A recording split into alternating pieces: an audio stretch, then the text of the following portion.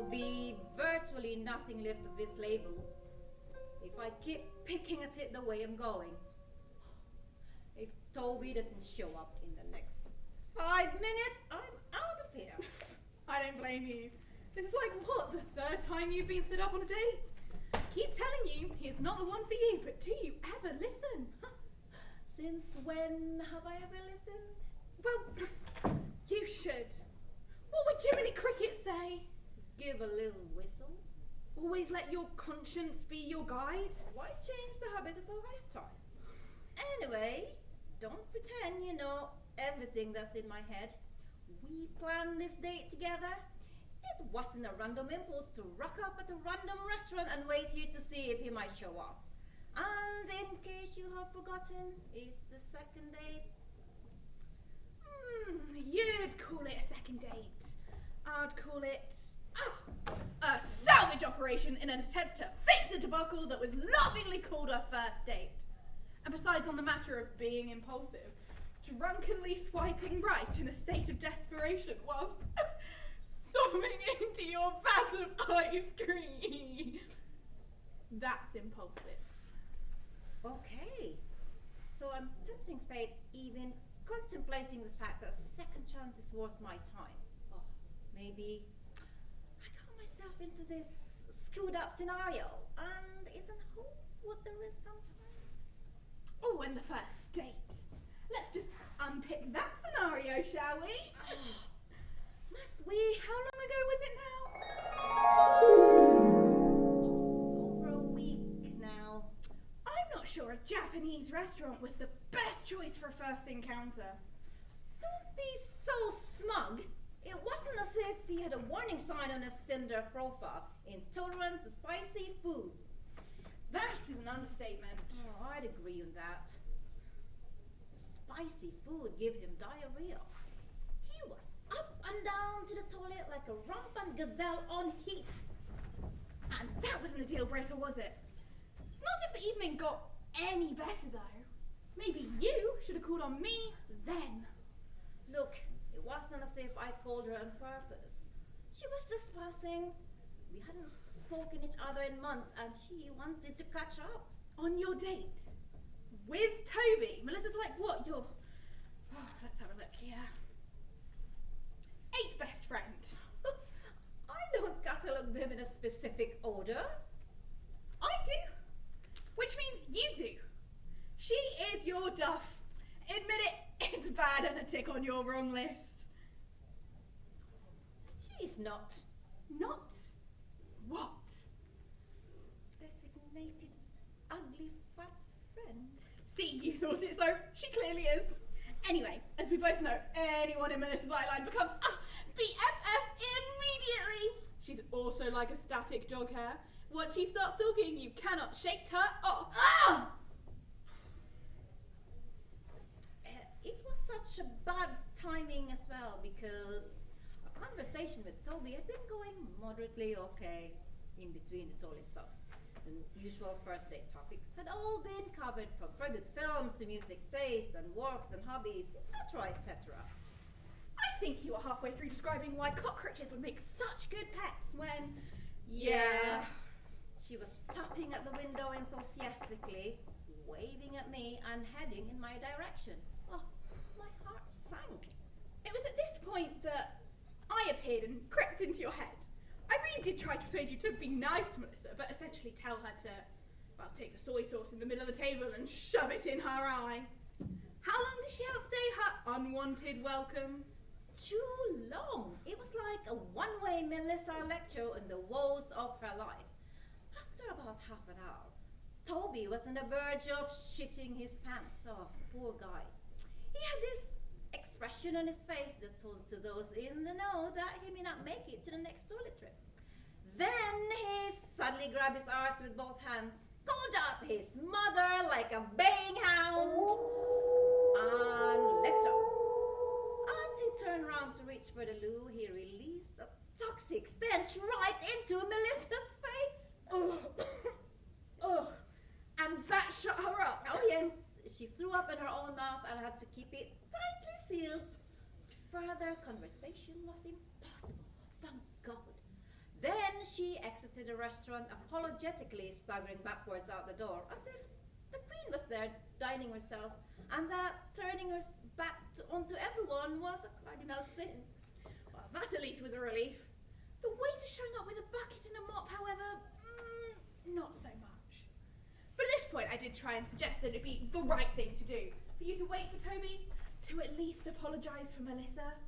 But sadly, you never listened to me. So it only made matters worse when he caught you halfway to the door. But you both managed to wrap things up and get outside where, well, the cherry on the cake, I suppose. We said our goodbyes, and it was only because you made me feel bad about trying to escape that I suggested and rather stupidly arranged this rescue attempt. I suppose to make up for both my relationship with Melissa and Toby's relationship with the toilet. I think Toby fancied his chances, seemed a bit of an opportunist. Why else would he lean in for a kiss? But then, as he leaned in for the big pucker-up smoochie,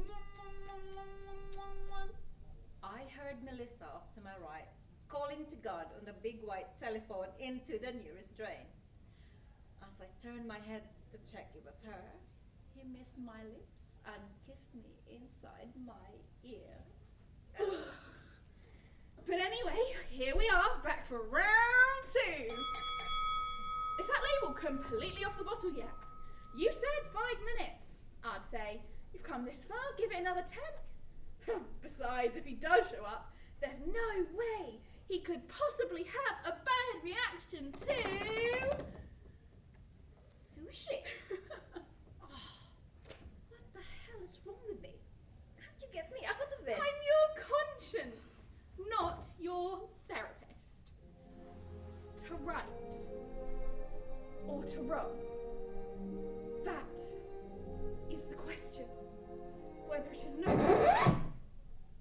Anyway, giving each other a second chance. Right. Sushi or risky? Toby in general, well, if you can live with me and still run for the hills, wrong, but so be it. I'll just be like your parents.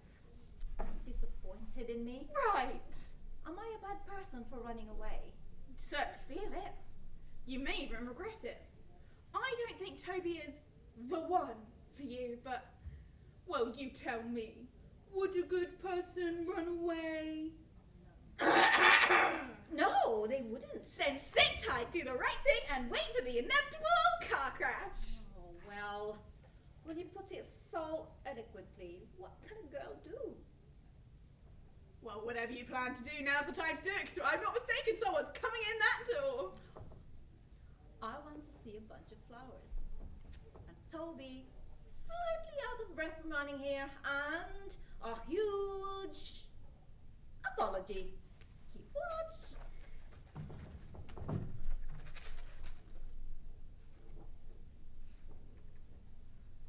Ooh. Okay. What is it? Well, blocks you from running here. Check. Bunch of flowers. Check. Toby? No. But he is coming this way though. Oh, hell no! Why is my ex coming towards me? Paul, right? Yes. I should stand up right now and run. Go now. Don't even look at him. You owe it to Toby. Shut up! Too late. Help. He's taking the table next to you. You didn't honestly expect that he was really here to see you, did you? Of course not. I broke it off with him. Okay, maybe I was being a bit too hasty at the time, but I suspect he was cheating on me.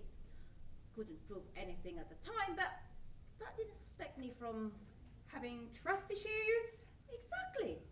So to cause as little heartache as possible, I ended it. Anyway, why am I explaining this to myself? I don't feel any shame in it, and it was for my own protection.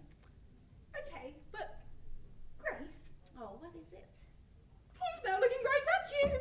Oh, he didn't. Look, it was me, right? It was so brief. He can't possibly know that I'm that cold, callous bitch who ended our relationship and threw his guitars out the window of our first floor flat. Right? Yeah.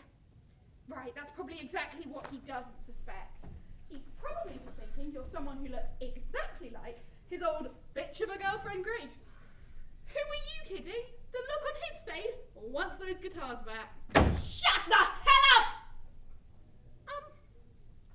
Was that meant just for me? Because you kind of said it out loud instead of just thinking it. Well, at least now you've confirmed it's you. He couldn't possibly fail to recognise the calm, dulcet tones of your cold, callous bitch voice.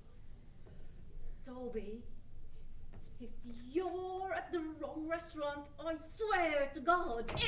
Impeccable timing, it's the door again, and you'll be pleased to know that it is Toby. Red, blotchy, panting, holding flowers, and with someone else.